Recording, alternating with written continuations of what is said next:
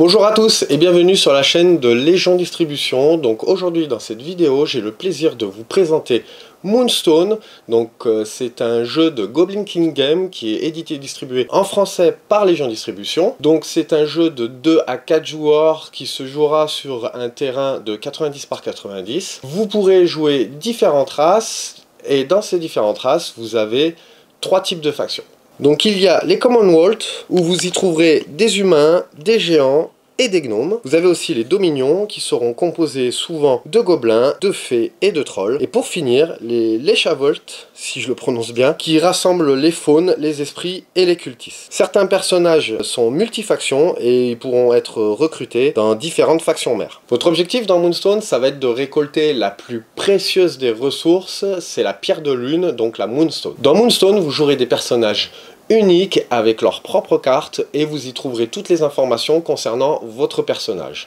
Je vous propose ensemble de regarder comment sont composées ces cartes. Vous avez le symbole qui représente la faction à laquelle votre perso appartient. Le nom du personnage, ici se trouve donc son nom, ainsi que les mots-clés qui peuvent vous permettre l'utilisation de règles ou de compétences spéciales. La mêlée, elle indique le nombre de cartes que peut piocher votre personnage pendant une mêlée. La portée représente la distance maximale à laquelle un adversaire doit se trouver pour pouvoir être ciblé par une attaque de mêlée. L'arcane indique le nombre de cartes arcanes que votre personnage pioche quand il effectue une compétence d'arcane. L'esquive représente la difficulté pour votre adversaire à frapper votre personnage avec une attaque à distance, en modifiant donc le nombre de cartes arcanes qu'il devra piocher. La compétence passive, il s'agit d'une compétence toujours active qui applique des bonus ou des malus aux événements en jeu. Les compétences actives, ce sont des compétences de base pouvant être effectuées en guise d'action en dépensant l'énergie notée entre parenthèses. La compétence d'arcane est un type de compétence spéciale pouvant être effectuée en guise d'action en dépensant le montant énergie noté entre parenthèses. La figurine piochera un nombre de cartes arcanes égal à sa statistique d'arcane. La santé, ça représente un certain nombre de cases qui indiquent la quantité de dégâts qu'il peut endurer avant d'être tué. Et enfin, vous avez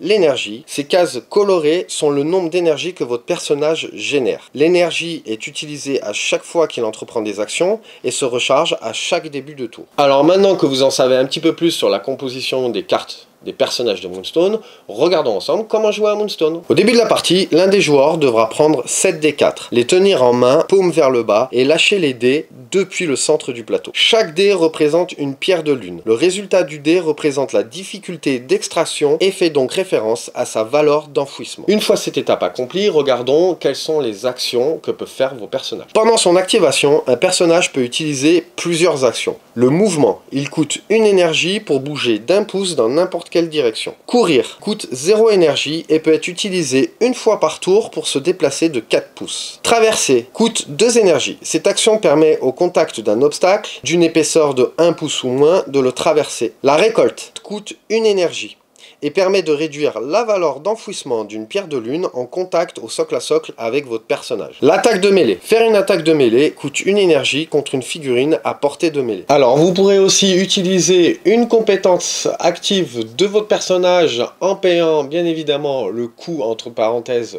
de cette compétence, et vous pourrez aussi utiliser une compétence d'arcane, idem en payant le coût entre parenthèses pour utiliser ces actions. Alors maintenant on va regarder comment on utilise ces compétences d'arcane ou ces compétences actives, puisque certaines vont avoir besoin d'utiliser le deck d'arcane. Ça va être exactement la même chose. Pour utiliser une compétence d'arcane, le joueur active pioche un nombre de cartes arcanes égal à sa valeur de statistique d'arcane. Si la compétence cible un adversaire, il faudra déduire sa valeur d'esquive. Dans le cas où la compétence cible une figurine de l'adversaire, celui-ci est considéré comme le défenseur et devra piocher 6 cartes arcanes. Les compétences d'arcane incluent toujours des icônes de couleurs, vert, bleu et rouge, et des valeurs 1, 2 ou 3. Pour appliquer l'effet de la compétence d'arcane, le joueur actif doit déclarer une carte et la placer face cachée devant lui. Le joueur déclare la valeur et la couleur de la carte et n'est pas obligé de dire la vérité. Donc vous l'aurez compris, au moment où vous allez jouer votre carte d'arcane, si votre compétence vous demande du vert sur une valeur X, c'est-à-dire 1, 2 ou 3,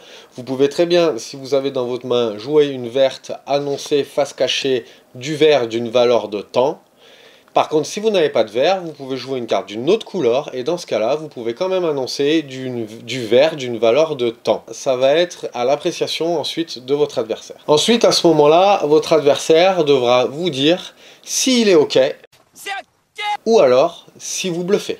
Tu bluffes, Martoni. Si votre adversaire a dit OK, à ce moment-là, vous n'êtes pas obligé de révéler la carte que vous avez jouée, et si vous avez rempli les prérequis de votre compétence d'arcane, vous pouvez jouer donc cette compétence normalement. En revanche, si votre adversaire a dit que vous avez bluffé, et que effectivement vous avez bluffé, vous devez révéler votre carte, et votre adversaire, dans ce cas, pourra jouer une des cartes arcanes qu'il a piochées dans sa main, jouer soit une couleur qui fera que votre compétence ne s'active pas, et dans le meilleur des cas, il jouera une carte catastrophe, et dans ce cas-là, il faudra se référer à la compétence que vous avez utilisée.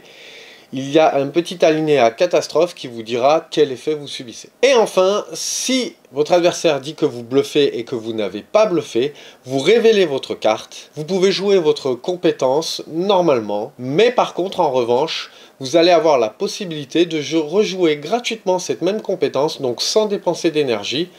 Et ça sera à l'appréciation du joueur de vouloir la rejouer ou pas. Maintenant qu'on a vu les compétences d'arcane, on va regarder ensemble comment se déroule une mêlée, c'est aussi avec un système de cartes. Pour effectuer une action de mêlée, l'attaquant doit dépenser une énergie et doit cibler un adversaire à portée de mêlée. L'attaquant pioche dans le deck de mêlée commun aux deux joueurs un nombre de cartes égal à sa statistique de mêlée plus 2 cartes. Ensuite, le défenseur pioche également un nombre de cartes égal à sa statistique de mêlée. Les deux joueurs étudient leurs cartes pour savoir ce qu'ils vont jouer. Quand les deux joueurs sont prêts, ils révèlent simultanément le choix qu'ils ont fait. Par exemple, l'attaquant joue frappe ascendante, le défenseur joue balayage. Nous comparons les deux cartes. Frappe ascendante inflige 2 dégâts au balayage et le balayage inflige 2 dégâts contre la frappe ascendante. Les joueurs annoncent les dégâts infligés et appliquent les modificateurs. Donc certaines cartes proposent différents types de dégâts, contendants, perforants, tranchants,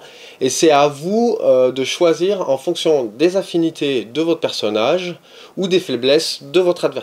Une fois les dégâts calculés, vous devez les reporter sur la fiche de votre personnage de la droite vers la gauche. Donc voilà pour les explications des règles de Moonstone. J'ai essayé de parler de l'essentiel, il y a encore beaucoup de choses à savoir, on va vous faire une partie de toute façon comme d'habitude.